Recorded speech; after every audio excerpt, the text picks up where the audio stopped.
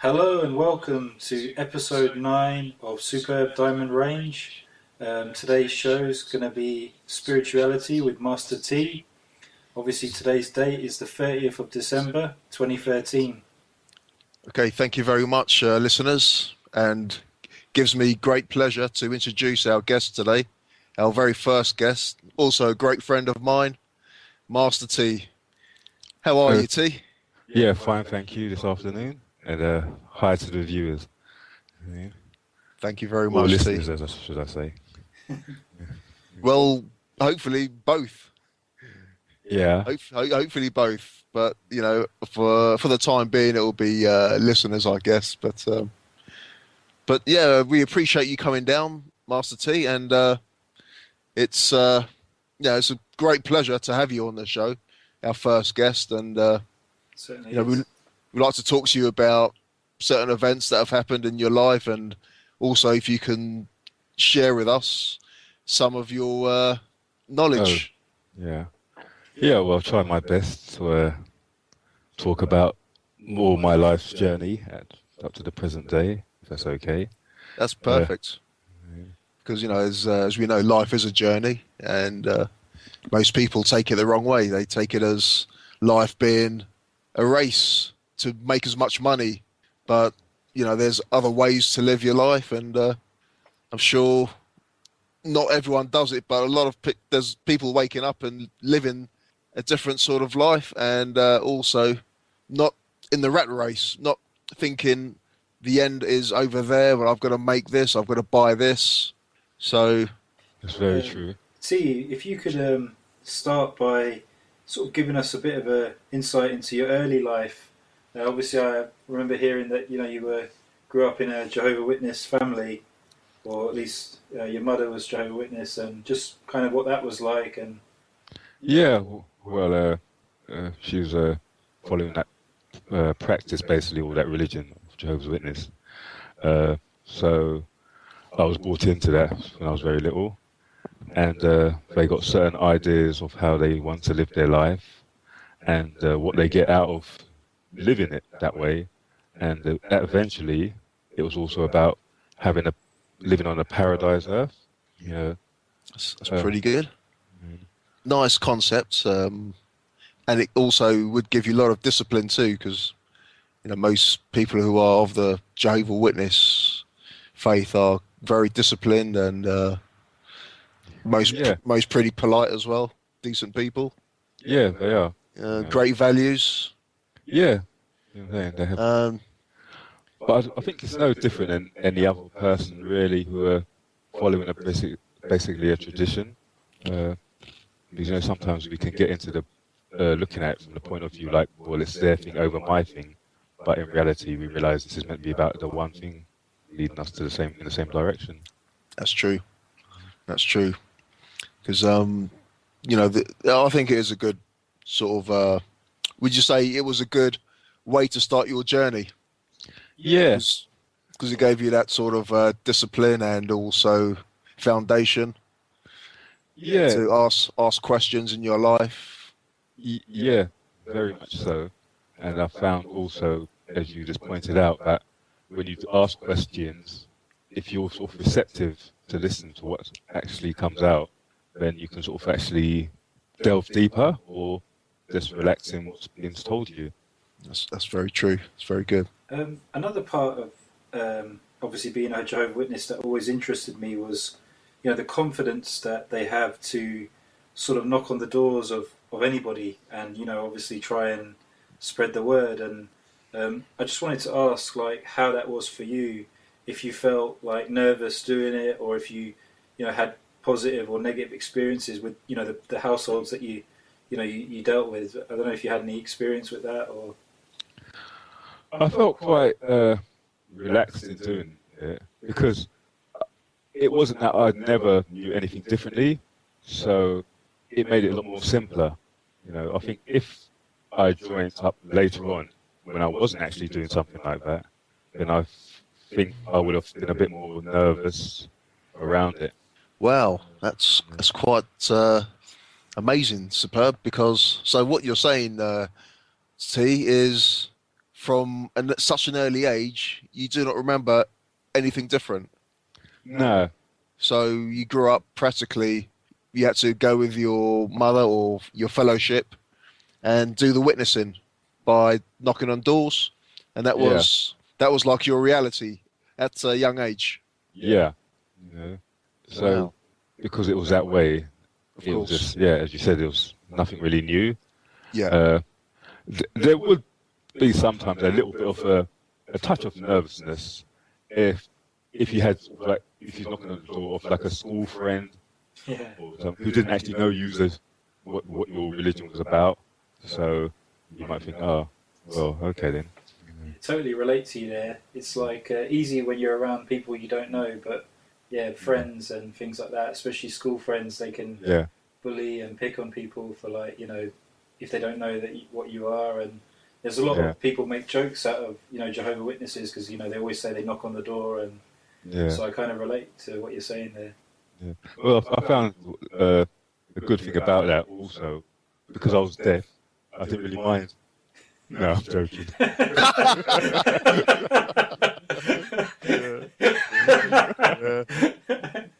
I always wondered what the that translator was there.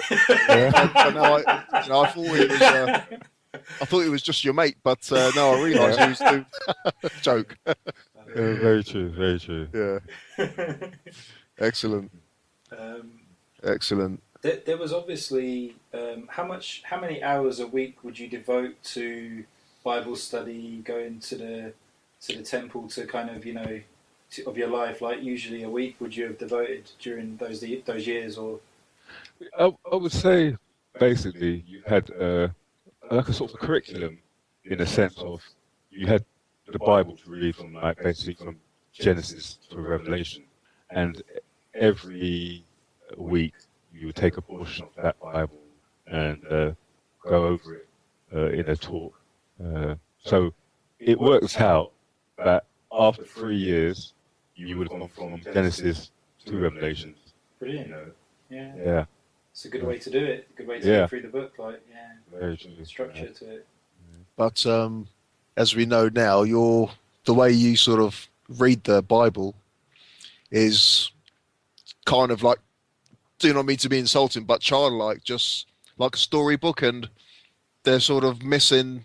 Well, they in a lot of cases they do work out things, but sort of know that there's a lot of symbolisms in the Bible, what the Yeah. churches would never share with the flock or the people. No, that's very true.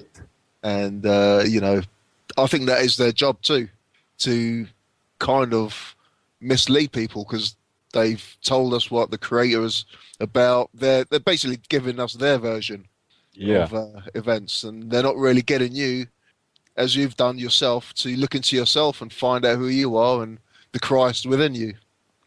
that's very true. I found because they have sort of like, in one sense, you have ready-made answers. Yeah, So a lot of things that you belong to, you're following their concept, and you find sometimes that when you do question it, that sometimes they can be a bit jarred about it because they'll come back to like how they want to see it, and they'll try Yeah. to just feed you that instead of you coming to a sort of like a natural middle ground. And Did- coming from, sorry, would you say they feel a bit offended at times if you ask questions what they're not used to? Or did you ever get to that stage? yeah, on a couple of occasions, you get to the point of like where they're expecting you to follow that religion, and if you do question it, then it's seen as like, oh, well, your faith is being basically being knocked, Yeah, or you might be moving with the wrong people, things like that. So they'll basically just say to you, no, just follow this. This is what it is. This is the truth. Yeah. right. Obviously, many of the listeners will be familiar with obviously Santos Bonacci, and he would have a similar background to you, T, in that he was a Jehovah Witness before. One of the things I learned about it was that a lot of Jehovah Witnesses really, really study the Bible really deep and obviously have good knowledge of it. whereas you'd find like Catholics wouldn't really have a clue because they don't do Bible study, or some of them hardly even read. Like they just go to church for the gospel and so on. But it's how well would you say you know the book, T, and what do you think of it? I think it's a good book, and as like what Des was saying earlier, that basically it's a nice story. There are truths in there, like any other book. Sometimes you have to read between the lines, and also, but there is value in those books. They do have their value, but also you have to. I've found personally, you have to sort of also go beyond it. You know, It's very true. Very true. Yeah. Very true. So, since your days of coming out of the religion, was it a smooth transformation for you? Because you were asking questions while you were sort of in it, and you spent also many years sort of moving around. So that's another journey in itself too. Yeah. I found that when I left it, it was quite an easy transition. Or only from the point of view that I never really clung on to what I was brought up with.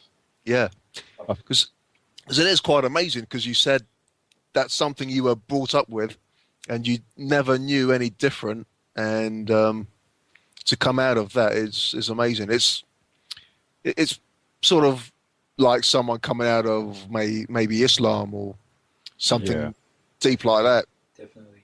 Yeah. But someone coming out of being a normal Christian or Catholic, no one would blink an eye. Because obviously, like you still lived under I'm sure the same roof as your mother, and obviously I know she's your mother, but whereas somebody in a religion that if their family is not into the religion, they can stop attending the temple and get away quite easily without even being noticed almost. But when you're living with the mother, how did she react, and did you feel you were treated differently, or was she unhappy with what you'd done and sort of made you feel guilty about it or anything like that? Or I don't think she made me feel guilty, but obviously as they're looking up someone, their family member, and they care for you. So sometimes by them caring for you, they ask you certain questions, and obviously they want you to be in that religion, but then you did have others basically in there. They thought if you left that religion, then you was going to be, in one sense, shunned. Sure.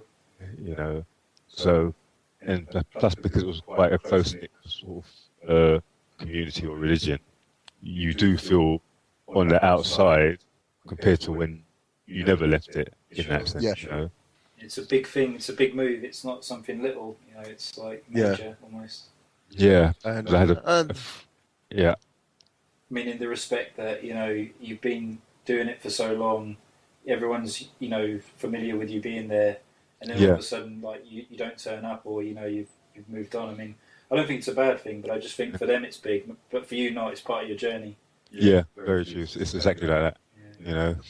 Because you're the one who's asking questions to find this truth, or find out if this is the truth that you've been following. Sure. And because other people haven't been asking those questions, as you said, they find it a bit more difficult.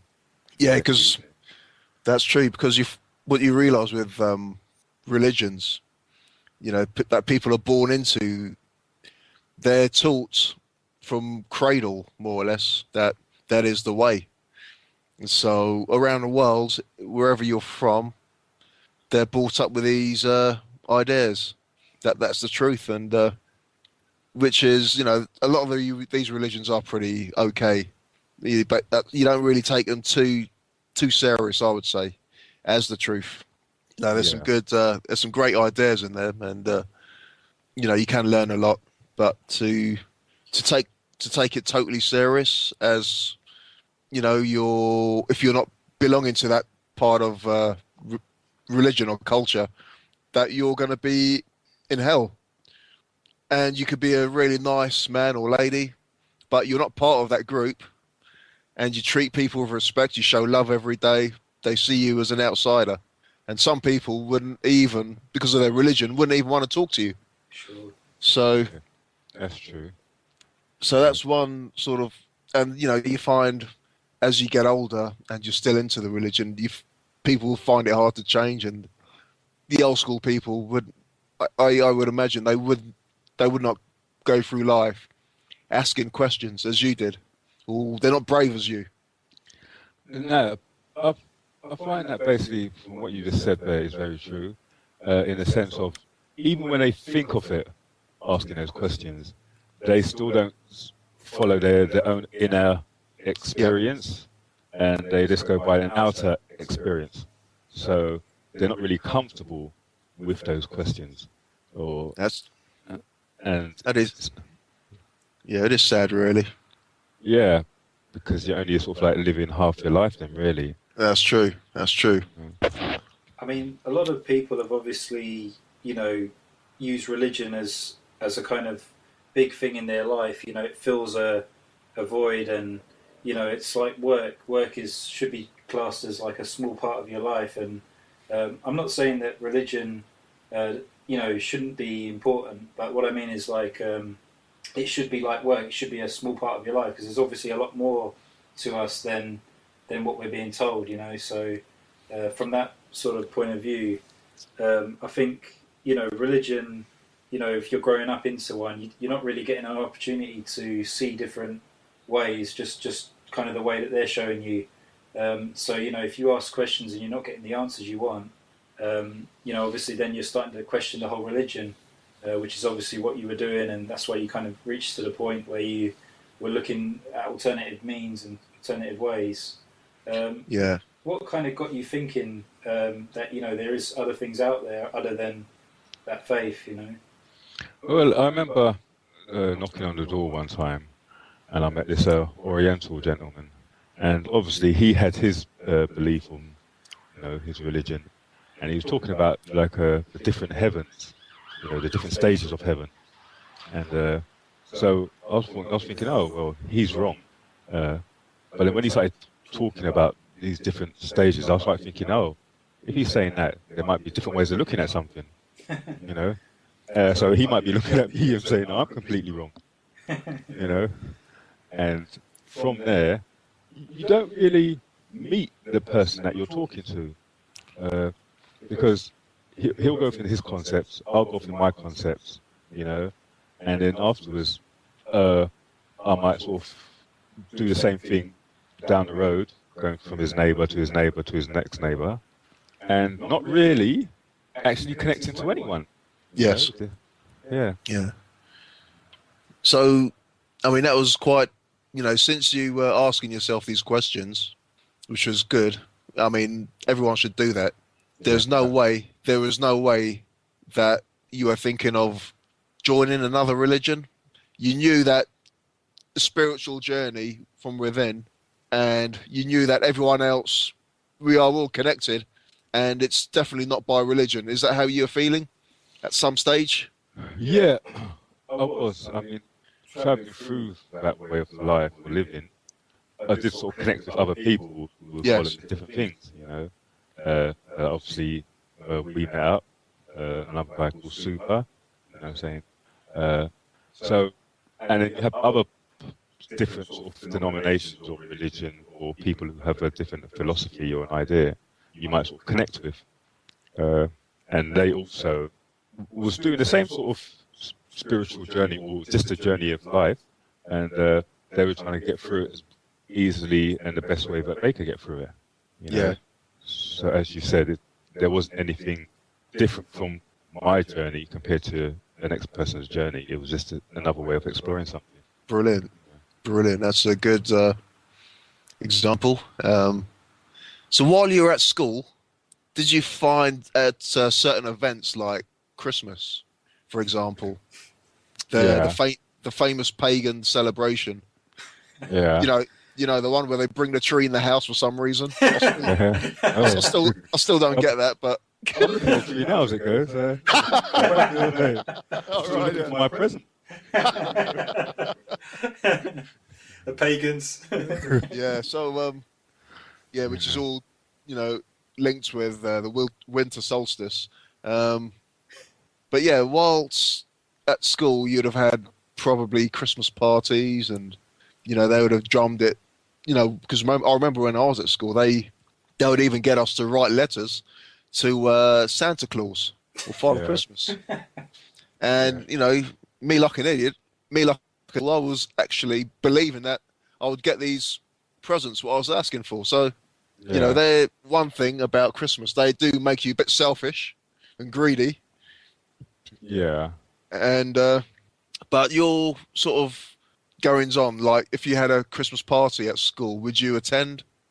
Well, I remember being in primary school, and Yes. they were having a sort of a little party afterwards, and I had to basically go home because obviously the religion they don't celebrate Christmas in that way.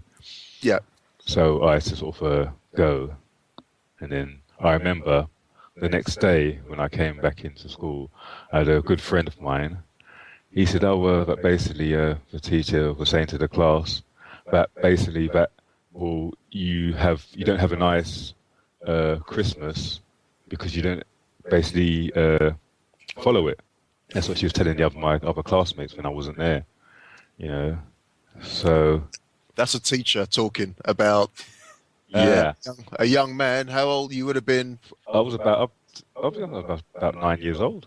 About 9 years old. And Yeah. teacher talks to the rest of the class like that, Yeah, which at 9 years old, the teacher should realise that children enjoy every day. They're not thinking about the future too much, because I remember being a child myself, and we were living for the moment as we yeah, should. yeah, definitely. And when you get older, the schooling system makes you live in fear and starts to get you thinking about the future, and you get all these sicknesses coming on because your body starts to break down. Yeah, But as a child, you're not worried about Christmas. This is something where the adults put on us, and they drum it down us. But most children, if they weren't told about Christmas, they couldn't give a rat's ass about it. yeah, that's true. You find children in general wake up early so they can enjoy the day, meet their friends. Yeah, that was the main thing, really, wasn't it? Yeah, of course. You know what I'm saying? Going on your little adventures with Yeah, your of mates course. and You, stuff. you know it. Yeah, you Yeah. know it. But then after it sort of changed in the sense of like now you sort of get these presents, and it's not to say that there's wrong in anything getting presents and stuff like that, but it seems like that's the main thing everyone's looking at, isn't it now? They look Yeah. at, oh well, I've got to get this present now, and if I don't get that present, yeah, I'm going to be looked at differently, and then from there you've lost the whole spirit of what this Christmas is supposed to be about, or it wasn't a one day thing. In No. reality, it was meant to be like a coming together, I'm saying, like for 365 days in the year, not just a one day thing. Yeah, well said. Well Okay. said. There was another thing that I wanted to raise was obviously I remember seeing a TV show in America, and it was the musician Prince. And Oh, they were yeah. talking about the upcoming elections with Obama and everything, and they sort of asked him if he was going to vote, and he explained that obviously being Jehovah's Witness, he wasn't allowed to vote. Obviously, there's been a lot of buzz recently over Paxman's interview with Russell Brand regarding the fact that he's never voted. But obviously, as a Jehovah's Witness, you're not really allowed to vote. So I just wanted to ask your thoughts on that. If it bothered you the fact that you couldn't vote, if you think your vote counts, just what your opinion on it was really. I would say basically that the reason, from the aspect of Jehovah's Witnesses, never voted because they believe that their teachings were from God, and so they believe that if you sort of voted, you were putting that person in that God's position or Jesus' position. So they declined that. Personally, the voting system, I would like to say basically, has it really worked? And if it's the same as it was years ago and nothing's really moved on, then is that moving on? That's true. Well said. That's very true. It's the same. insane mindset what people have. Yeah, Is this voting system's gone on since a couple of thousand years, yeah, and nothing's changed, but people are still killing each other for the vote, yeah, for a man to tell them how to live, yeah, instead of fighting for their own freedom. yeah. Because that means if you fight for your own freedom now, that's something completely different now, isn't it? Because now you have to take responsibility. Yeah, You can't put that responsibility on someone else, you know. So now, for a lot of people, that sort of jars them, because if someone's not doing the correct thing as a politician, you can always complain about it, you know. that's true. And remember that you're the ones who put them in that position. So if you voted them in, you should be able to vote them out. Yeah, But they might have to serve 4 years. You know? By that time, well, you know, it goes from there. Like sink your ship. Because obviously, like you know, the people That's vote true. them in, and I mean, obviously they're there to represent you. So, in other words, how can one man or woman, represent everybody, in the country or in the land? There's no way that they can keep everybody happy. But now they're at the stage where they don't care about who they keep happy, other than elite families and the super rich in the lands and the corporations. So that's who they serve now. But what the whole intention was for the people, but it never really has ever happened. Which is a shame. That's true what you're saying there. You know, because all we have to do is basically look around, and it becomes evident of what actually is going on. You know, Definitely. and it's a shame in one, shame to an extent. You know, because now you're not really sort of living; you were just basically just existing. Sure, because the whole thing about it is everybody's always looking to somebody else, like a savior, to kind of help them, and basically, instead of kind of sorting out things themselves, they're always looking for somebody else out there, like somebody that's going to come back or sort everything out. What's your opinion on the external savior, like somebody coming to save you, or winning something so that you can get out of your problems, as opposed to dealing with them yourself? I would say that if you look at the example in the Bible, like of what Jesus, and there's other things like Krishna, the Buddha, well, all those things there. There's always that thing about a teacher and a teaching that one has to follow. But when you sort of really look into those things and you delve into them, you find that the so-called teacher never ever said, in one extent, that he was any better than anybody else. He was actually just showing you a way that you could also follow, and that you had to find your own truth within that. But then a lot of things have been taken out of context now, where they believe that someone else is going to come and do the work that they're supposed to do, And even I remember in the Bible it even said, and I can't remember directly with the scriptures at the moment, but it was talking about Jesus saying that, well, there's others who are doing what I'm doing, and who are doing even greater things what I'm doing, So if he was the only person and in an elite position, why would he be saying that? That's true. Yeah. And that is something what the churches, the religious institutions want to keep away from people, because they want you to depend on them and keep on giving your money to them, because it seems now, from what we've learned, is most of these institutions are there to collect your money. Yeah. And also to collect your soul too, but and to keep you away from learning the truth. Because just imagine if you just went to work and that was all you'd done, and you might start to ask questions like, this isn't really how life should be. And because you go to church, or there are churches and different religions, that kind of makes people a bit calmer. And religion teaches you to forgive those that oppress you and all that. Yeah. And there's going to be light at the end of the tunnel, which the light at the end of the tunnel, what they're talking about is when you die and you live somewhere else. Yeah, How about the light in this life? What they all seem to miss.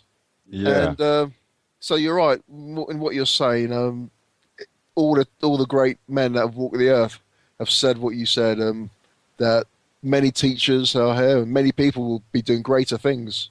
And I'm not sure if you're familiar with this saying, Master T. It's okay for God to become man to save man, but is it okay for man to become God to save himself? well, now you're sort of putting a different sort of spin on it, isn't it, really? Because you're making people sort of question what really is God, Yeah, you know, and sometimes that frightens a lot of people, of if we're being course, truthful about it, of course. Yeah. Because they might think that, oh, well, now you're sort of either blaspheming or you can't be asking that sort of question. But Because yeah, that's one of the biggest questions that's we have true to ask. because a lot of people do not realise that we're all God's children of God's, and they talk about Christ. A lot of people tell you that Christ was God or is God, and their concept or their group mass belief is that he was everything. Everything was on his shoulders. No one could do anything what he done, and so we just put up and shut up and wait for him to return. So, if you check it out, most of his words and most of his teachings are not followed. No. They're not even being close to being followed, because the way he led his life compared to how a Christian talks and lives, not two different things. Yeah, that's what it is, though. Because if you're looking at it from the point of view where someone says, okay, there's an apple tree, and then you've got all these apples on this tree. Now, then someone sort of shows you, sort of climb up there, and then he shows you, oh, he picks an apple, you know what I'm saying? Picks back a couple of apples, then he comes back down, and he sort of gives them out. And then you take one, you know what I'm saying? You find it nice and juicy, or whatever, as they say. Yep. And then that so-called teacher, he goes off to another land or, wherever he might be serving. But he showed you basically what's needed to get this fruit. And then he's gone for a day, 2 days, 3 days. 3 days goes into a week goes into a month goes into a year. Now, saying he comes back after 5 years, and then when he comes back, he sees a lot of people starving, they're all passed out on the ground. And he asks the question, he says, yeah, but I showed quite a few of them how to go and pick these apples. Now, it's making you think now, there was these apples there, why didn't they go and pick them? So did they have to starve? Did they have to die? They were waiting for someone to come back and do their work that they're supposed to do for themselves. It's great analogy again. Excellent. Brilliant. That's a great. So, T, what kind of got you obviously searching in the direction of spirituality, spiritualism? Obviously coming from that background, was there anything that just sort of one day just made sense and you just went straight with it, or was it a gradual thing? I would say that it was you get basically a hit of something.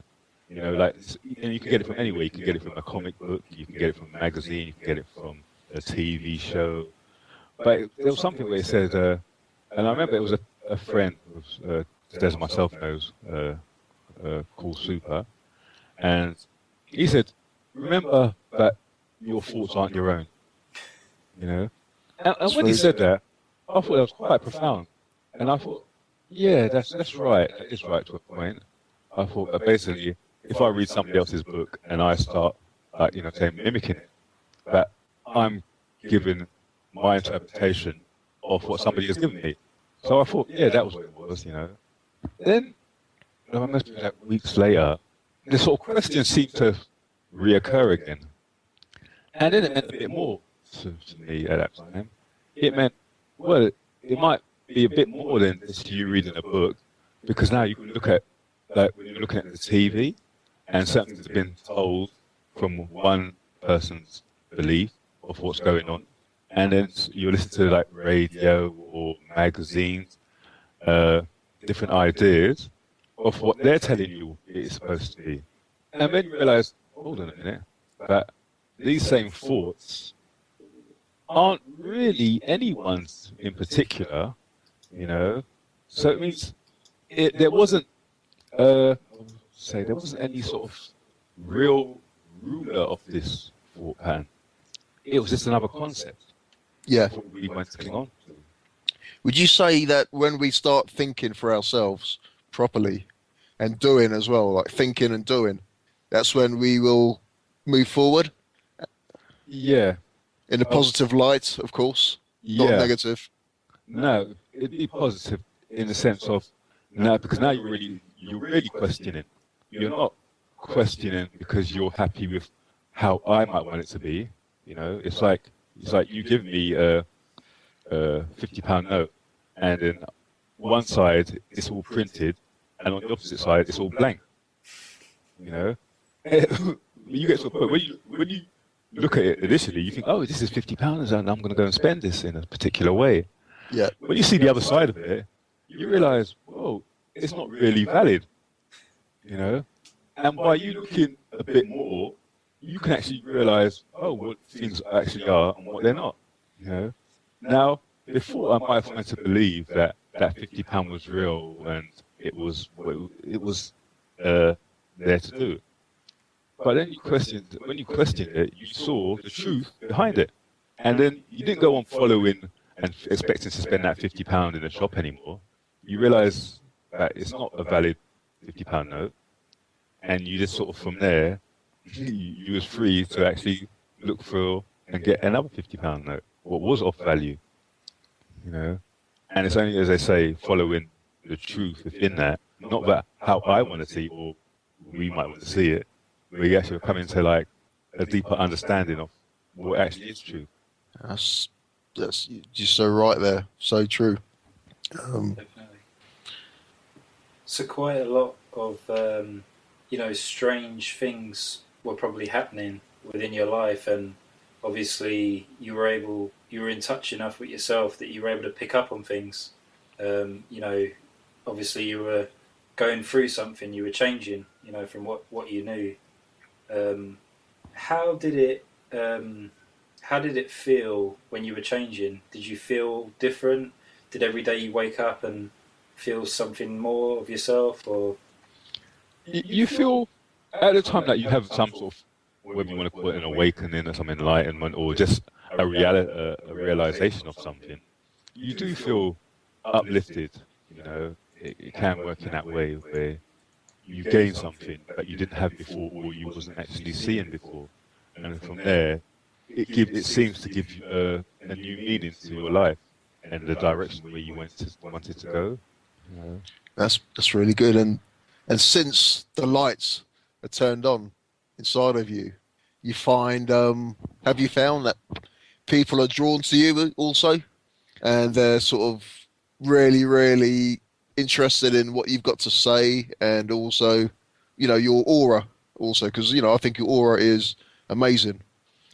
Yeah, you normally attract people who are questioning things themselves. Yes.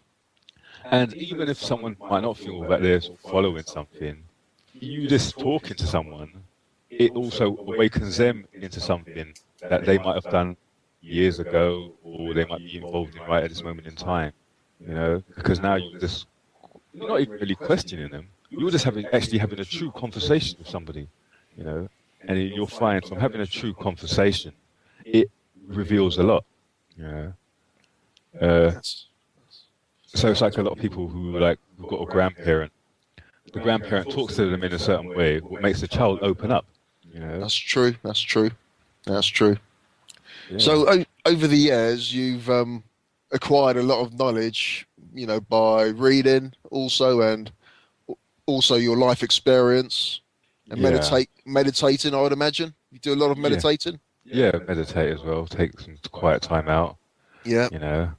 I was quite interested in, a few of my friends as well, were quite interested in sort of meditation and what it could actually do for the individual. It said like obviously it sort of slows down certain thought patterns going through your head. It makes the body more relaxed. You become more aware of your surroundings. You know, and a lot of people who are doing it also, they become aware of that. Brilliant.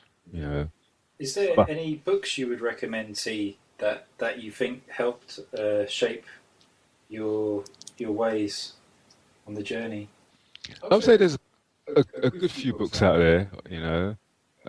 There's a person called Florian Schlosser, and he's got a book called Being and Given, and he's following something called non-duality, and he sort of questions like your experience about life, and it makes you sort of basically, as I say, like turn the light around and look within yourself. That's the one. What's going, That's the one. and as you know, that throughout the ages, they've always talked about that light. It's like when Des was saying earlier about like following this light, and then sometimes people take it for meaning that, well, I have a particular religion and that's the light, when in reality you are that light. That's why I say many people feel that nothing has changed in the world, and it's the same history that keeps on repeating itself over and over until that light comes on inside of you. Yeah, Because they always give hints about the sun worship or the light, and the light reflects down, and until that light shines inside of you, until that happens, there's not really too much going to happen. Not too much is going to change, because no, the It can't people. No, it cannot change, because people seem to be proud of the darkness from within, Yeah. and they'd rather sometimes cling on to that, what they know, compared to like exploring and looking elsewhere. It's like there was this example about a person who lost his glasses, and he lost them in the house he was living in, and then he went outside, and there was a street lamp, and then he started looking around the street lamp to see if his glasses might be there or in that near vicinity. Somebody else walks down the road, they see him looking for something, and they say, oh, so they start looking as well, they start looking around. And then the person asks they say, well, what exactly are you looking for? He goes, oh, yeah, I lost my glasses. And the person says, well, did you drop them around here somewhere? Because I'm helping you look for them. He goes, no, I've dropped them in the house, but there was more a light out here. brilliant. Meaning that basically, if you're following something where there is no light, then it's going to be very hard to actually find what you're looking for. It's great example. Something looked in wrong. I'm sure our listeners will be impressed by that example, because you are the master of quotes, and I'm sure you got many more to tell us or share with us, Master T. And so over the years, in recent years, you've sort of joined. You've gone to a lot of meetings, Yeah, and being a member of some groups or friends. Well, friends mostly, I would say, because you all get on as friends mostly. yeah, that's the main. So, Yeah. and you show Yeah, followed a group in Watford. They're talking about that the universal being of man, and they followed certain teachers who they considered the masters. A nice group of people. Also followed a group, or with a group now called Collet House, down by Barron's Court. They're following like non-duality, and the meaning of non-duality means that there's not two things, there's only one thing. right. And from there, they make you, they don't make you question. You just explore, by naturally just talking. Some of them follow certain teachings, so by one of the teachers. And others sort of also we just look into like basically looking at the common denominator within between ourselves, and they would have like sometimes a little bit of quiet time meditation. They would have like certain days would have like poetry. They would have the thing about the whirling dervishes, there's coming together on certain talks, certain meetings. There's people like a basic guy called Rupert Spira comes down sometimes. He's giving talks down there, and many other people, you know, who are well known. See, I remember you mentioning to me about a place over in Watford, Oxford, Yeah, where you sometimes go for the weekend. Can you tell us a bit about that place? yeah, that was a place called like the Brahma Kumaris. You know, and sometimes they've been advertised in a shop called, I forgot the name of it, Inner Light, over by Wembley. But they have a big place over in Oxford. You know, they invite people to come down to sort of listen to talks. Even they invite people to come down for the day, the whole day, or even the weekend. You know, and you can just give a little donation as you see fit of what you have. You'll get a meal there. You'll interact with other people of different denominations. But basically, you're just interacting with people without sometimes the idea of a religion. You know, there's a nice garden out there. You know, there's nice flowers, and there's an energy out there. You know, Is it the Harry Krishna place? Trying to think. There's a place in Watford. I know. I know the one he means. Yeah, there's a Hare Krishna one. Yeah. But this Brahma Kumari one is actually in not Oxford, sorry, Oxfordshire. Oxford. Oh, Yeah. right. You know what I'm saying? Yeah. License. I apologise. Sorry about that. Yeah. It's a Hindu Yeah. one, isn't it? Yeah, that's true. You know, someone might think I might end up going to the Watford one expecting a little meal, like, you know me. Yeah, yeah, Take your shoes off. You know what I'm saying? yeah.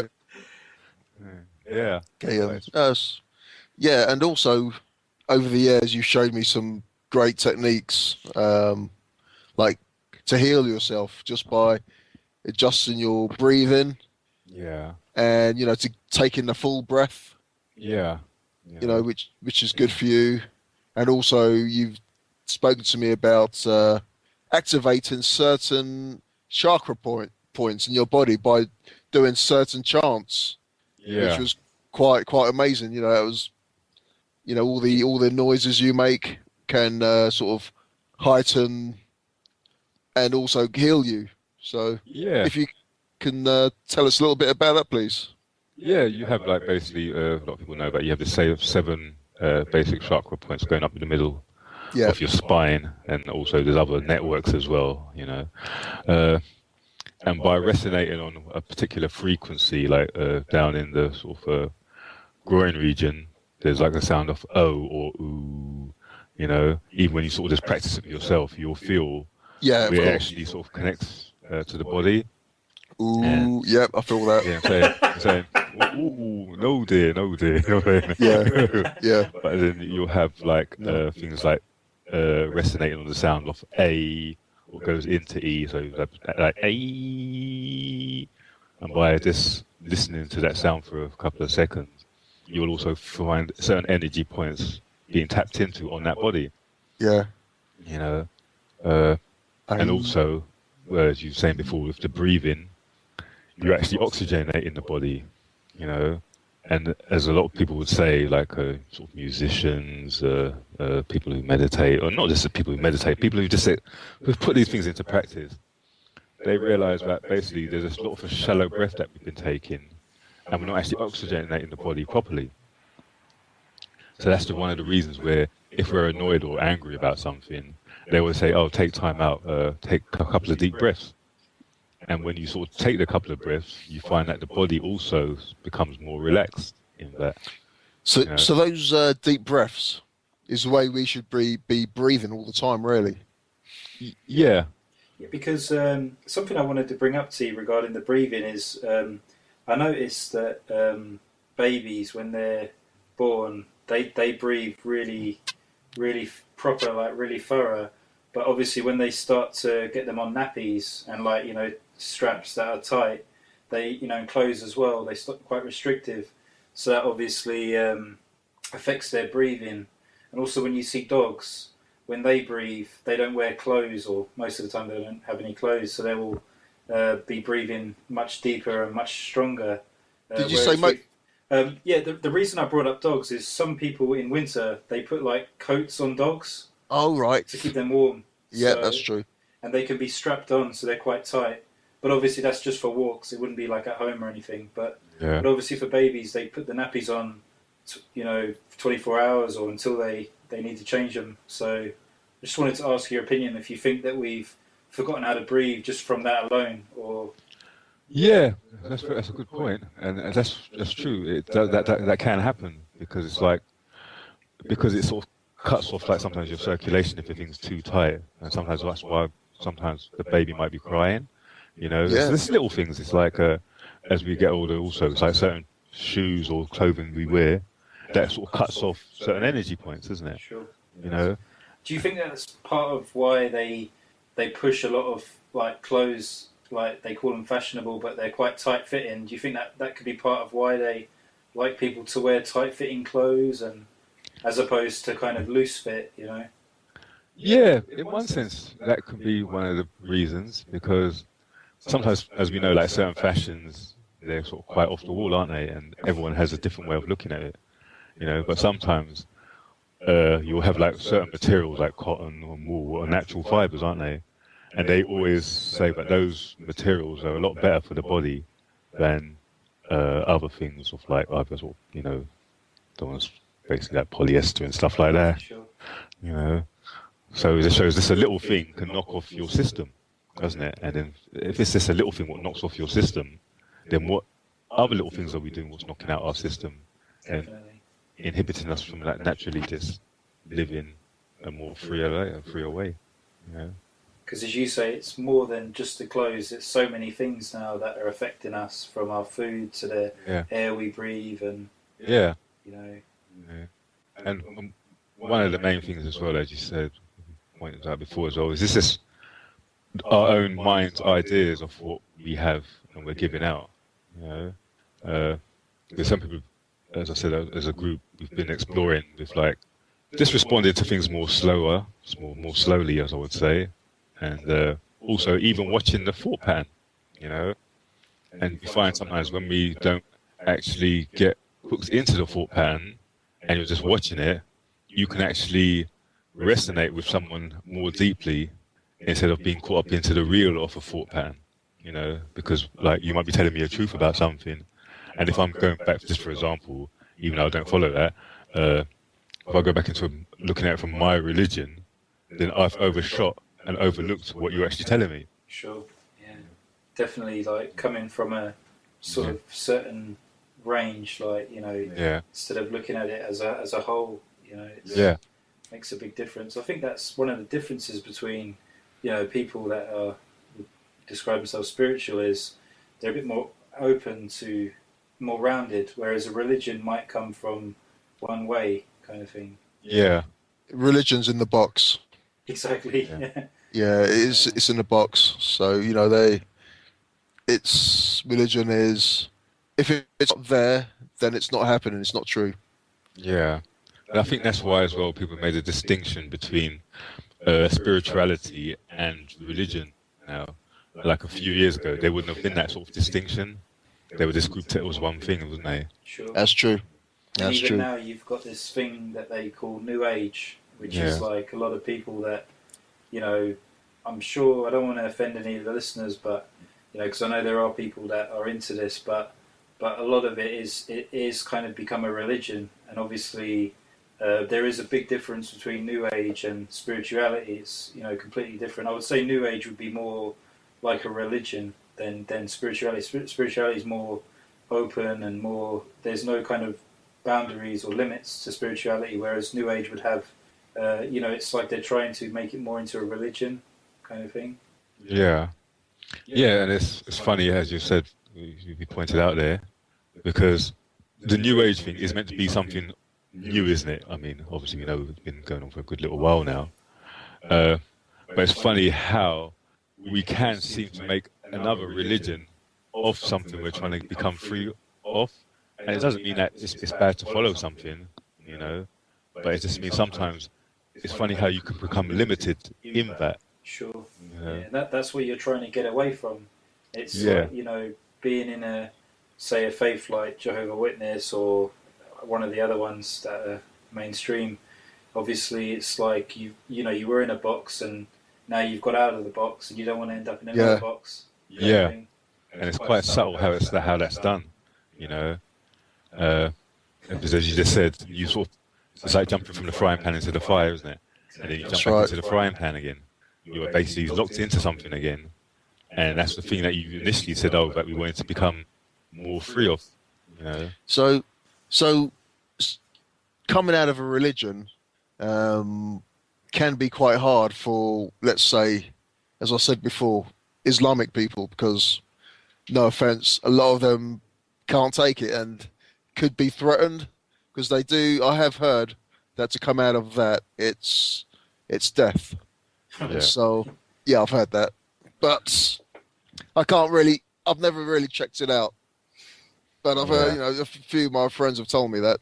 Yeah. But they take certain scripts and take it their way instead of really getting deep into the words. But what I was really trying to get at is, to get out of religion is one thing, one test, and religion's brother, which is the system. That's one thing. Another thing we need to get out of, and the system being a lot tougher, because both of them sort of find a way to trap our bodies and souls. Because the system sort of, when we're born, we got to sign a birth certificate, and we get up to go to the school, and everything in the world, or most things in the world, are sort of set up by the system, the evil empire. Yeah. And we a lot of people are coming to the understanding that the system is rotten to the core and is evil and is not there to serve man. And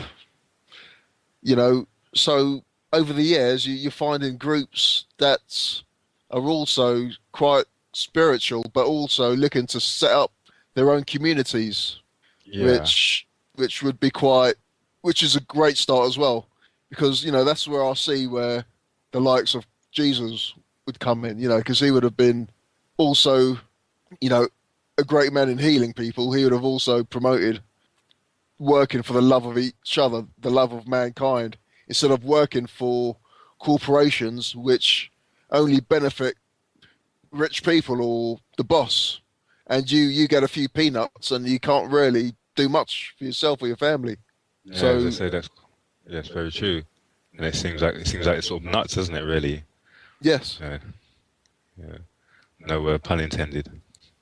It's amazing, like how, I mean, it's been like this for a while, but it's amazing how low we've got, like, to this stage, and it's getting worse every day. It's not improving, but obviously if people can start to get into their communities and finding a new way, but not new in the way they say it, like New Age or New World Order, but kind of a new way for us, the people. Yeah, just like a new way, just basically just a new way of being, isn't it? Or just a natural way of being. Natural way, yeah. Because I think as well, also with religion, it's one of the things it was geared to do was to divide people. Definitely. And so you having a lot of people of different faiths living in the same country, and the country becomes a country of turmoil where things are going wrong, all thanks to the state. Yeah. And with, for example, let's say most of the nation would be, say, one set of people. It would be easier for them to get together and step aside from the system and build up their own community. But could you see it will be a lot harder for people to step out of their religion, their religious frame of mind, and work for the love of mankind, because they're still stuck in their saviors coming down, and all these things are signs to happen that things will get bad for us, and not doing nothing for themselves at all. Yeah, I found that's very true, because especially sort of this time of year as well, the Christmas has just finished, looking to go into a new year.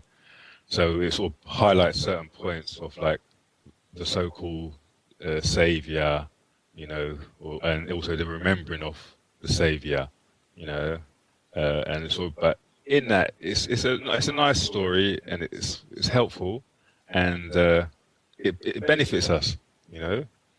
But you must never forget that you, as a person or an individual, whatever name you want to say, are your own healing factor. You are your own teacher. You know, other things have been passed on to you, and you assimilate them. But at the end of the day, you are your own teacher. You are that teacher. So your own concept as the things what can either sort of hinder you or let you become free in actually delving deeper or being more expansive on what you're looking for. You know, and I think only from there is when you can actually start to cross that border into relating to others truly, instead of being seen as a concept and an idea. Like if my idea meets your idea, does it remain the same? Do we investigate more? Is there love in that? Or are we just still just harboring and holding on to our own beliefs about how this thing should be, instead of naturally just being natural in it and resonating with each other? Because wouldn't we say that we're more happy and more free when we're more relaxed, or would we say that we're more happy and free when we're tense? Well said. Yep, true. Because one of the words that really struck a chord with me that you said is like natural, because obviously the whole system's artificial and fake. Even the money system's fake. And, you know, going back to kind of how we should be living is, you know, obviously natural, you know, be with nature, do things that are natural, not artificial or unnatural. And I think that, you know, obviously that is something that we really all need to do, because we've lost that.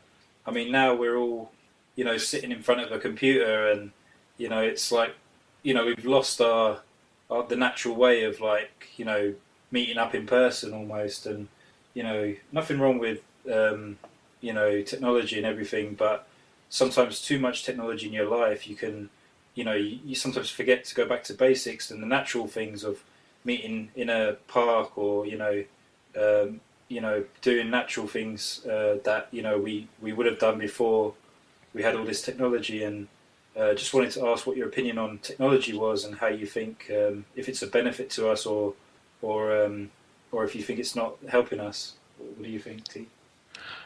I think that it has its benefit, you know.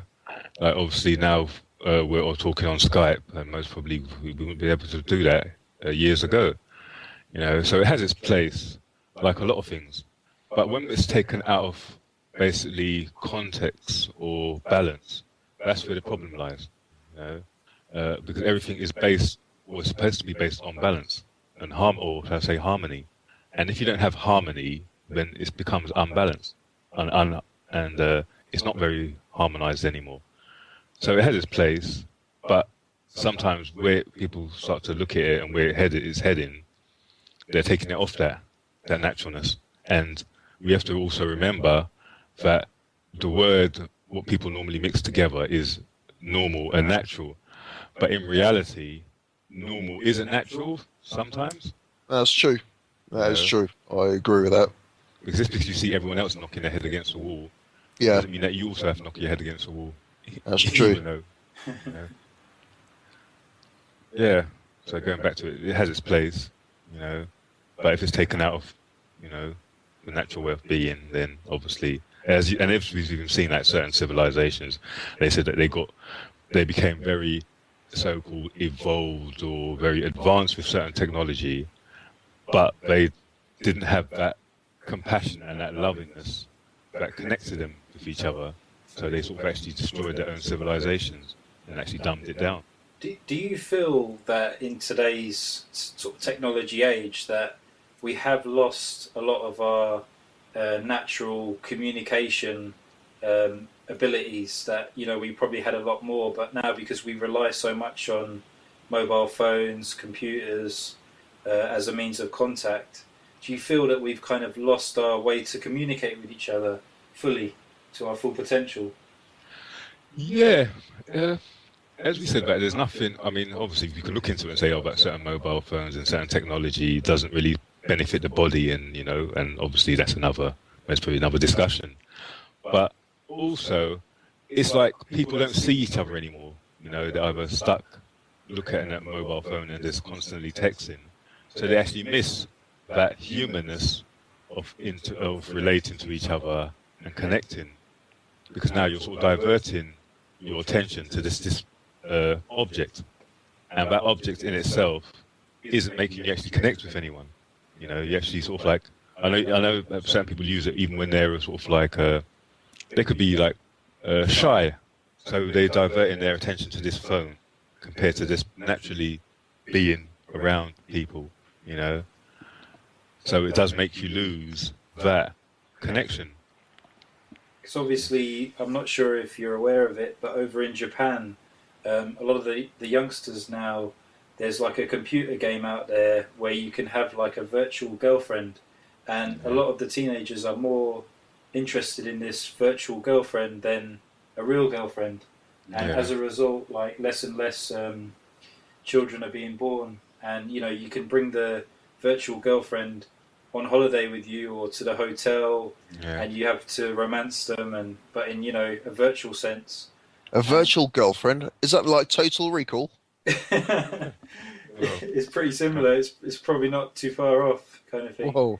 But it is a really big problem over there that they just got no interest in real human connections. You know, it's like they've lost that, and they're, again, people are spending so many hours now networking on the internet and so on that they're not, doing again natural things like being outdoors or, as you say, meeting with people in face to face. oh, so that must mean that also then, but basically, as you're saying, from that virtual reality aspect of that, basically, you might be marrying a person who you've gone on holiday in a virtual sense, and if there's a connection what's actually locked off, you might be divorced in the morning.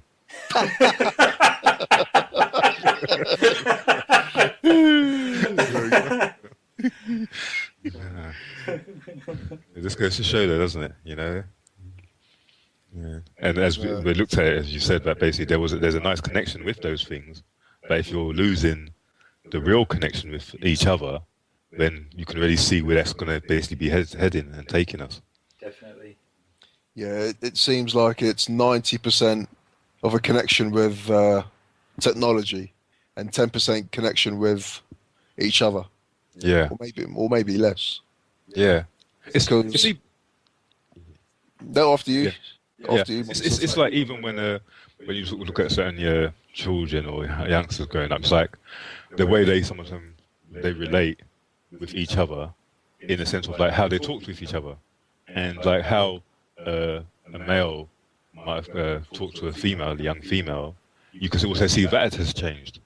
Yes. You know, there's not that niceness sometimes and that smoothness and that that relating to each other. There's sort of like quite derogatory comments made, and so it's making that the female aspect not be as feminine Yes. as it should have been or it can be, and sometimes that's why I would say that a lot of ladies miss out on certain things, but they're yearning for something internally, but externally they feel that they have to fit in with what's around them, and so they're willing to accept certain things what's not even natural to them, because they don't want to sort of seem to rock the boat. And even if they do go against it, sometimes it seems more from an aggressive point of view instead of letting the female woman be feminine. I understand. It's a bit like just trying to fit in. Yeah, And, yeah, But yeah, I've noticed that as well. How young men are talking to women now in a terrible way, in no respects, and that's a lot. yeah, And I mean, people And- now, the language that they use in text messages are, the words are all sort of broken into codes. And, I've read some of their messages before, and these youngsters now, and you can't even make out what they're saying. And, it's all the words are shortcutted. It's yeah, even the language, like when you hear them talk now, they can't complete words or sentences. So again, goes back to communication being broken down, and probably why we're living in a sort of broken down society as well, because I mean, there's a lot more to it than just technology, but technology is becoming a big part of our lives now. And as you said, everyone's relying on their mobile phone and on their computers to communicate and to get their knowledge from as well. Which as me and Diamond have realised, and I'm sure you have yourself, Master T, that it's very good to learn things. Yeah. So we're not actually sort of like sweeping the rug out of technology. We're just trying to sort of put it on a sort of an even balance, giving it a good foundation, so that we can actually use it for what we naturally have to use it for, and what's needed. Definitely. Yeah. That's what it's all about. I mean, it's all about. It's not the tool; it's how you use the tool. Obviously. Yeah. Very true. Yeah. Very true. So, do you feel every day on this earth that you're getting closer to how you want to, how you want to live and how you want to feel? I would say that every day you're given that opportunity to be that, because you are that. So every day you can actually communicate with each other and be sort of kind and loving to yourself. Because if you're not sort of kind and loving to yourself, then you can't be kind and loving to somebody outside. Like sometimes people try to force themselves to be kind and loving, and that can't really work until you're calm, you're loving to yourself. And we're not meaning in the sense of like, well, I love myself, I'm better than anybody else. I'm not talking from that aspect. We're talking about if you're actually more relaxed and more softer with yourself, then you can be more relaxed and softer with another person, and then that's what seems to make them also be more comfortable with you, because now they're sort of connecting to you from themselves. Yeah, and so it's not nothing that I'm basically doing now. It's just basically like it's a common denominator. It's like, as we're sitting in this room now, it's not my ear or your ear, it's just the ear, And once we realise that's what it is, then we become more, softer in that, of how we relate to each other, because no one is greater than the other. And there's that saying what goes, no man is an island unto themselves. Well, actually, I know a man who thought he was an island. Yeah. His name's Mike B, but, that's another story. Yeah. Yeah. Yeah, I think you know him as well, T. Yeah, I've had the interaction. Yeah. Yeah. Nice Great guy. Man. Great man. Nice guy. Nice guy. One of the things I wanted to mention to you, T, was what were your opinions on drugs or, natural highs or alcohol, for example? How do you feel they fit in with spirituality in terms of, do you feel that it can enhance things, or do you think that it can be bad for it? Like, just wanted to get your opinion on it. Or do you feel that you kind of lose yourself when you do it, or if you do it? I would say that basically because there isn't a lot of people being balanced in that, they take it elsewhere, and sometimes when people do dabble in certain things, it can take them elsewhere, because naturally you already have that natural high within yourselves right here and right now. There's certain things where people say, oh, well, it's like hemp, isn't it, for example, where they know that you can sort of make clothes out of hemp, but in one sense they ban it, but then they don't ban people smoking cigarettes. So now you're sort of thinking, okay, then, well, what's going on there? But then from the point of view of like, I would say there's natural remedies that we can take, what actually works in harmony with the body, what can give you, so sort of clears out the system, and it makes you naturally respond as you're naturally supposed to respond. I think other drugs where people explore with, they're not very beneficial because they give you like an altered state or an altered reality of what life really is. Now, somebody else might say, well, it's making you tune into something that you wasn't aware of before. But also, I go back to that, naturally, you already are that thing. So if you naturally are that thing, all you have to just know is how to tap back into that light within yourself, and that will reveal everything else to you. That's great. Um, do you feel, T, that sometimes we go through our lives where one day we might get like a headache or feel sick, and believing that we are all one. Do you believe sometimes that you suffer because somebody else in another land, another part of the world, for example, is suffering? And do you think that that could be why we feel bad? I mean, obviously, I know sometimes we might think we do it to ourselves, but could it be something that we're doing, maybe not because we want to do it, but we might be forced to do it through the system. But do you think that is something that can happen where somebody's suffering in one part of the world and they you feel it, or maybe you're suffering and somebody else is feeling how you're feeling? I don't know, I just wanted to hear your opinion on that. I would say in some cases that's very true. You know, although individually, even though there's no such thing as a real individual, because we're all divided, seems to be divided, but then something else is showing us that we are all one. And what you sort of neglect to give to one, in one sense, you neglect to give to yourself. You know, so basically, it's most probably your own, whether you want to call it spirit or your consciousness or your light, actually becomes a little bit dimmed because sometimes you realize that's not the way it should be. So now you're naturally tuning into something what's not quite right there. It's like, for example, there's an experiment that we've done where basically it's like prime example. It's like a dog. You know what I'm saying? As you have your dog yourself. Now, if it's getting used to somebody, it responds in a certain way, doesn't it? Now, if it feels I have bad intentions for it, it will respond in another way, won't it? So it can't really actually be in its natural state because it feels that it's being threatened. But once it sort of loses its fear of me, it becomes as natural in its own being, doesn't it? So I would say from another point of view that outwardly, because there might be certain suppressions done and people are connecting to that through their thought patterns, they also give out that same thought pattern. And us being part of the whole also tap into that. And from there, you have whether you're going to be sort of free of it or be in strife or something like that.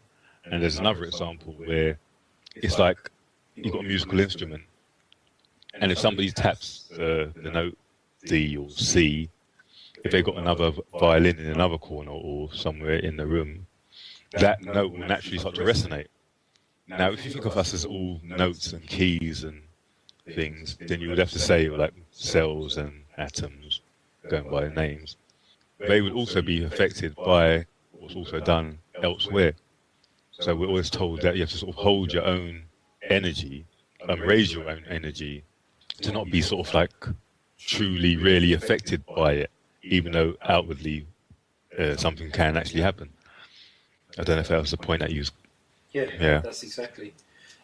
Another one that I was thinking about is animals, how they fit into it, because I remember hearing about the sort of Native Americans or Red Indians that they believed that certain animals gave them certain magic.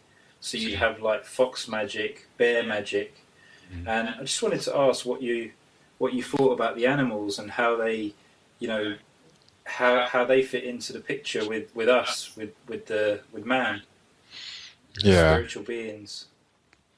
They all have their place also, don't they? And if we are natural around them and with them, then we naturally see a natural way to progress and move on with them, because they are also, in one sense, like your own brothers and sisters, aren't they? Because they are actually there also, So we can't say that we can sort of ride roughshod over them, because they're naturally there and they also respond on our responses. Because obviously some of them are living quite natural, maybe in the wild, but obviously ones that are in farms and zoos and things like that, they've been kind of taken away from that.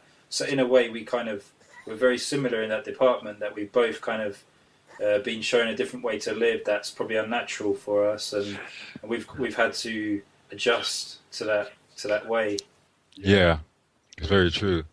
And as you said, a lion roaming about on a reserve, or a lion roaming about in being free reacts differently to someone who's what's being penned in, don't they? Or to one what's being penned in. Definitely. Definitely.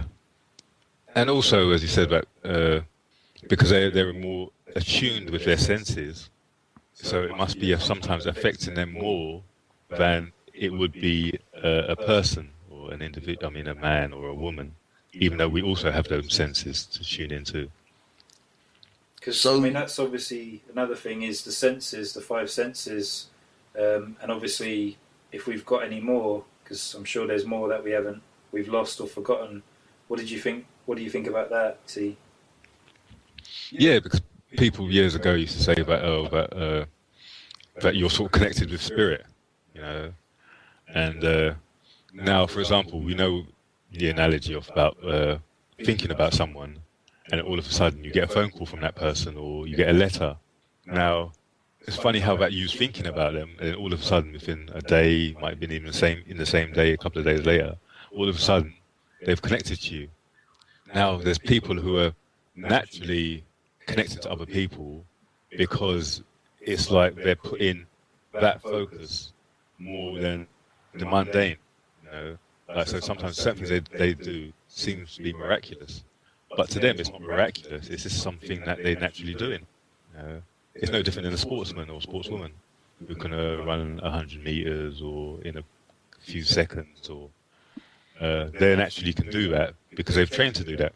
You know, so us sometimes have not applied certain things in our day-to-day living. That's why sometimes our senses seem to be dulled. Pretty good. So, Master T, what about diets? You know, we're talking about animals, and you know, just your thoughts on people that eat meat and slaughter animals. Yeah, if you have a nice sort of clean diet, and people have debates about this anyway, about being vegetarian or being vegan over a meat eater. Now, I personally eat, or few and far between, I eat chicken. Now, some people say if it's in a slaughterhouse and the animal is sort of, you know, knocked away due to injuries, it can pass on to the humans. No different than a good few years ago when we found out about salmonella, that a lot of the chickens were all cooped up together, some were even debeaked. So the natural, when they sort of started producing and mass producing these eggs, the stress naturally went into these eggs. Of course. Us as individuals, or people, ate the eggs and we started becoming sick. So it shows that there's a connection there, isn't there? But also, from someone who's also stopped eating meat at certain times, I found the body to be lighter, and the mental thoughts seem to be more lighter, and my response pattern to things seems to be more quicker, because it wasn't taking time to digest all these other, you know, chemicals and solids, certain foods in a certain way. But also, if you become more attuned in the body, I find that naturally you grasp something what's needed for you. You know, so someone might say, I've got a friend who's a vegetarian, and then he went back to eating a little bit of meat, and he said, oh, but basically your body responds, or his body needed certain things, not a great deal, just a little thing in the meat, just at that moment in time. You know, so we can look down and say a few years ahead, you can say, okay, then we shouldn't be eating meat. But your body has a natural intelligence what tells you what it's needed at that moment in time. And it's always there telling you. And if you just open up and be more receptive to that, then that's the way to go, really. I find, anyway. Okay, that's great. Because obviously the diet, you know, is very important, because obviously you're a spirit in a body, and you know, if you compare the body to the car, you know, you got to maintain it, you got to keep it running, and the better the body is, probably the better the experience in the body is. Yeah. So therefore, you know, it keeps you going on, kind of thing. Obviously, if your body's you know, broken down or not working, you're going to be ill ease or in disease. So that's obviously going to not help you. But you know, some people believe that when you reach a certain point in spirituality, that nothing can affect you. you kind of believe that nothing can touch you. Did you ever feel anything like that in your life, T? Or There's a point where certain things don't affect you to that extent, but basically you're always going to be touched by something. You know, it all depends how you respond to it. Like there's a prime example about if someone says to you, "Don't think about a red rose," what you start thinking about? You know, you start thinking about a red rose or something, or a flower, you know. So you will be sort of touched by something. But what sort of makes you not really get pulled into it is just to see that it's just a thought pattern. And then that thought pattern translates like a message into the body, you know. So it comes back to a sensation, a vibration, as some people call. And sometimes we've built ourselves up in a system of that thought pattern as being true, and how it feels when you're exploring that in the body. That's the thing what actually affects you. You know, it doesn't mean that you're not going to be affected by it, but if you realize it's not actually true, then you don't hold on to it as long.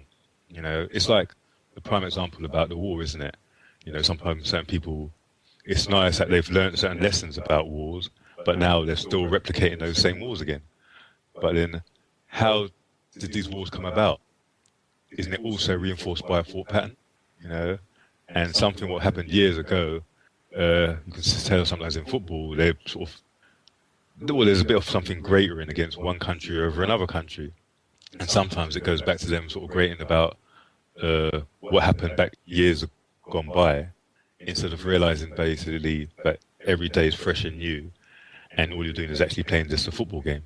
And you can actually explore and be happy playing that game without the story of the past of what one country done over another country. and what are your thoughts on dealing with bouts of like depression or being stressed? Like how do you find ways to deal with that? And do you feel that there's some techniques that you'd recommend in times of that? I mean, I'm sure many of our listeners have gone through it, and it'd be always good to hear your opinion on ways around it. Yeah, I think basically that we're not going to say put one cure fixes everything for everyone, because obviously it's like playing sports. Like you might like tennis over someone who plays badminton and that, but you have to come with something what's beneficial for that individual or that person. Obviously, a lot of things come down to the diet. A lot of things come down to how we view life. A lot of things come down to the breathing pattern. A lot of things also come down to meditation. Now, with the meditation part, you can actually sit on a chair or a cushion, and you can, after a few seconds, you can become aware of these thoughts swirling round, you know. And then whatever thought is swirling round, and it doesn't really affect you until you start to invest time in that thought, and then it seems to start to affect you, whether for sort of good or bad. So another analogy or way of looking at something is like sitting in a cafe on a summer's day, and then you're looking out the window and you're seeing different cars going past. You're seeing lorries, bicycles, people walking, the different people pushing around prams and stuff like that. Now, imagine that is in the head. You know, imagine each person that you're seeing or each lorry represents a thought pattern. Nothing's really affecting you. Now, all of a sudden, you see a blue car going past, and that blue car, you haven't seen the person properly, but it looks like someone you knew or you know of, and that person owes you money, you know. So now you zoom in to where that car's gone or that thought, and then now you're looking over there and you're thinking, oh, I'm sure that person was even smiling. Now he's really taking the mick now because he owes me £100, and you know no, that's not right. Your lovely day now, when you're just sitting in a cafe looking at these people going past and objects and items, has become sullied now by what you start to create in your own head about this person owing you money and this car. So now you've gone into something else. So now you've basically created another sort of reality. Now, after this experience, you see somebody else you go to a walk, and you say, "Oh yeah, I saw Dave, and yeah, I saw him driving this car, blue car, and he was sort of, I'm sure he might have seen me because he was smirking. So I think he feels like he's pulled wool over my eyes because he's not paying me my money." And then the other person says to you, "No, that wasn't Dave. So Dave doesn't drive that car. He drives something else." Now, all of a sudden, you think, "Oh, okay then, so who was that person?" and stuff like that, and all these other things. "Oh, so what car is Dave driving now?" and da, da, da, da. Now, who's creating that reality at that moment in time? Dave or you? Now, things like stress or depression also comes about with fixating on an idea. It's different if your body's lacking certain chemicals, like certain vitamins and iron and stuff, where you might have to go get sorted out, and. But at other times, it's a case of like we're fixating on an idea, and that idea is what also starts to create our reality. Now, who's going to be the person to free us from that? Is it going to be a savior, or is it going to be yourself? It's got to be yourself. Yeah. Good answer, right answer, superb, well done. Yeah. What's the prize? What's the prize? Well, you'll get a special present under your Christmas tree. I like it. I'll open it on New Year's. Yeah. New age. That's the one. Yeah. And as we can see from this, because everyone's just light with it, then there's a relaxation there, isn't there? And that's sometimes what can easily be overlooked. When we're too heavy and bogged down with certain ideas, it makes one type of reality. When we're sort of light and just more fluid and just interacting, it makes another reality. Yeah. It's true, superb. Yeah. True. And and then it comes down to like how we choose to live. Another thing, T, that a lot of people go through is they might be unhappy with their life, so they might have a job that they really hate. They might be living in an area that they really hate. They got not very nice neighbours, not a very good community spirit around. They might not like the government, different things like that. And a lot of people's answer is to up and go, to move on to another land. And I just wanted to ask what you thought about the people that had this idea, and if it's the right idea, or if they should, maybe hang around and do things differently. What was your take on that? Well, I would say that basically that if they're really feeling that sort of way of where they can move to somewhere else, and it's going to benefit them, then they should move because now they're open to linking up with other things or other people. Now it's like trying something new, isn't it? If we don't try something new, then we never know. And a lot of people, they start to sort of lament about, "Oh, I wish I'd done this, I wish I'd done that, I wish I tried it, I wish I was more braver to do something." So it's just naturally showing that if that's what we're feeling, then we should naturally just go and do that, really and truly. Now, but also, if you can't have that moment in time, you can also invest time in looking at certain hobbies you might like doing and just questioning things about life, looking to hook up with other people who are also, who you might know, who are looking at other things, but not just looking from being stilted in or just limited in it from a shoebox aspect. I'm talking about being free of that shoebox, So basically, if we don't sort of get bogged down again, going back to the ideas and the thoughts, then we can also make that journey or that transition a bit more simpler and easier for us, And it's only like a few little things what sometimes need to be done, because otherwise, if you get overly bogged down with the thoughts and the ideas of where we are, we can see, but naturally it doesn't really help, It actually just seems like you're putting more stones into the satchel and you're carrying them around. So all you're trying to do basically now is just alleviate some of these stones from the satchel, It might not be the prime position that you're in at that moment in time, but at least it'll make you travel through life a bit lighter, until you can eventually move or do what's necessary at that moment in time. Brilliant. Very good. So Have you got any final question, Diamond, for Master T? Well, T, it's been a great pleasure to have you here and Yeah, to hear and for you to share all your amazing thoughts, and hopefully we can have another talk with you. yeah, But as of now, it seems you've done quite well. So we'll probably have to wrap it up because I think we can see how it turns out and gather our thoughts, and do another one. yeah, I'll be open to that. And there's a lot of other things that we can explore. What's very hands-on, you know. And then I Brilliant. think from the hands-on thing, it will just show to people in general what can be sort of had from these things. You know. Excellent. I But mean, yeah, I think I mean, T, would you say that what would be your advice to people that are looking into spirituality? Do you think that they should get into groups or communities, or start meeting up and questioning things and maybe taking some steps to certain things? Yeah, I think that you generally have to take sort of steps in the sort of right direction, and you definitely have to sort of question things as we started off in the conversation, and generally question it. I mean, not just sort of take on anything and everything, because we know that if you take on anything and everything, then basically you can actually be bogged down. Where afterwards it can actually take you somewhere else. But you generally have to be, you basically do have to question things, and be truthful about what you sort of find from it also.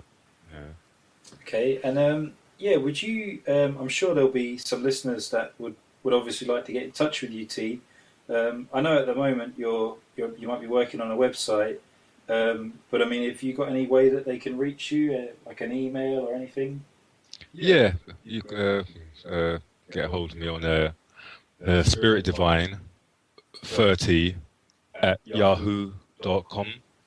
So if you want to sort of like send a message over, and we can sort of connect from there.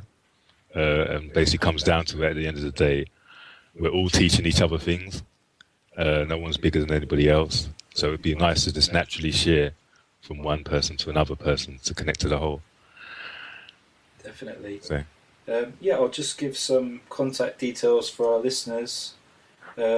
Obviously, if you want to email us, and if you want us to get in touch with T or anything, you can reach us at superdiamondrange@gmail.com. Our Twitter is superdiamondra or superdiamondra, and obviously you can check out our website, which is superdiamondrangepodcast.com, and also check us out on iTunes. Any final words, Diamond? oh, I think he's meditating. I'm saying I can feel him from over this side. Meditate very hard here. yeah, I'm sorry. I'm sorry. The line is up and down. Sorry to say. Yeah. Okay. So I did miss quite a bit. Yeah. But the gist of it, I did get, and I would love to thank you again, Master T, for coming down and sharing your thoughts with us. Yeah. Thank you very much. No, you're an honoured guest, and hope to have you again. And keep up the great work. And look forward to seeing the great man soon.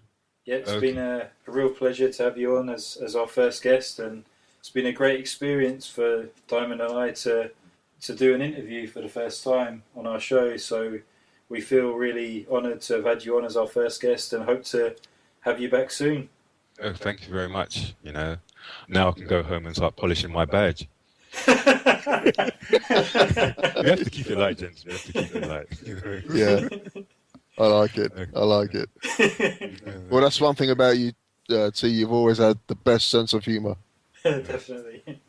That's what we need to get through this. Yeah. Of course, yeah. You need a sense of humour in this life. Yeah. And keep that smile on your face too.